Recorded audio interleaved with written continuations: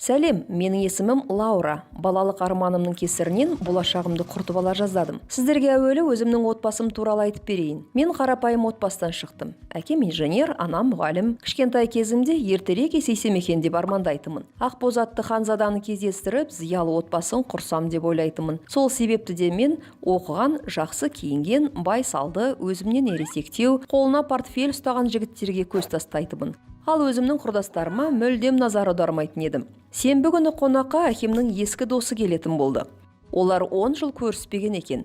Әр түрлі әңгіме айтатын инженер әріптестерінің бірі болар деген оймен аса мән бермедім.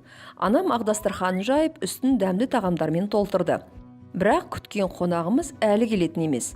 Оның осыншалықты күттіріп қойғанына ашулана бастадым. Өйткені қатты қарным аш еді.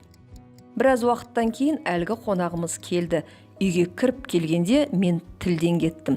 Себебі кіре берісте мен армандаған адам тұрған еді. Сымбатты, сұңғақ бойлы, әдемі киінген, бір қолында портфель, екінші қолында гүлі бар. Маған қатты ұнады. Әкем екеуі әңгіме айтып, қалжыңдасып, балалық шақтарын еске алып, ұзақ отырды. Ал мен осы кеш аяқталмас екен деп тіледім. Бірақ ол мені үнемі қызым деп айтатын. Қызым деген сайын менің жүйкем қозып, іштей ашуланатынмын. Белгілі болғандай, ол біздің қалаға жуырда көшіп келіпті. Өзінің шағын кәсібі бар екен. Сондықтан да бізге жиі келетін болды. Ал мен болсам онымен кездесуді асыға күтетін едім. Соңғы кездері әкемнің досы маған басқаша, ерекше көзбен қарайтындай болып көрінетін болды. Бұрын мені мүлдем байқамайтынды. Ақмақ басым, оның маған деген көзқарасын басқаша түсінген екенмін. Не керек, менің арманымның, жоспарымның күлталқаны шықты. Жарайды, бәрін ретімен баяндап берейін. Бір күні ол бізге кешкі асқа келді. Отбасымызбен бірге тамақтануға отырдық. Ол маған қарсы жайғасты.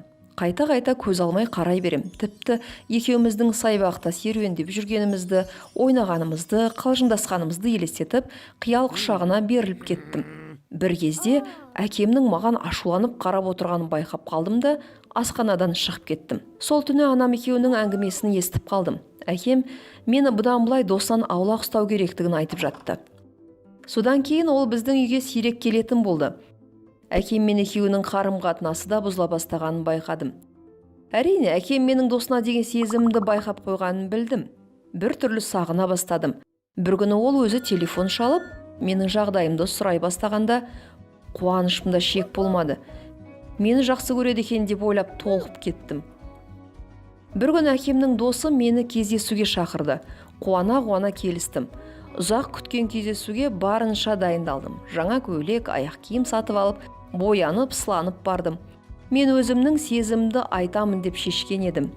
Ол мені жылы қарсы алды. Біраз әңгімелестік.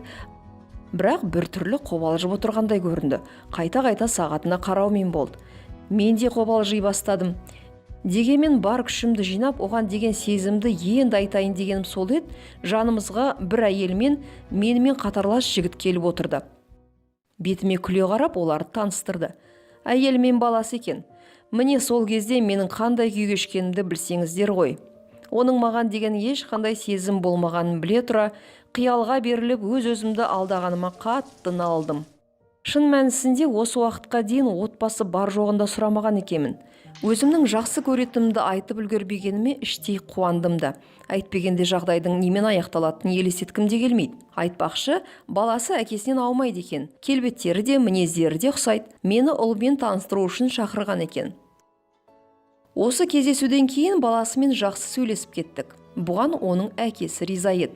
Көп ұзамай екі отбасы қайтадан араласа бастады. Осы кездесуден кейін баласымен жақсы сөйлесіп, бұған оның әкесі де риза еді. Көп ұзамай екі отбасы қайтадан араласа бастады. Сол кезде әкемнің досына ғашық боламын деп болашағымды бүлдіріп ала жаздағанымды түсіндім. Осы оқиға туралы не ойлайсыздар? Пікір қалдырып, лайкты аямаңыздар.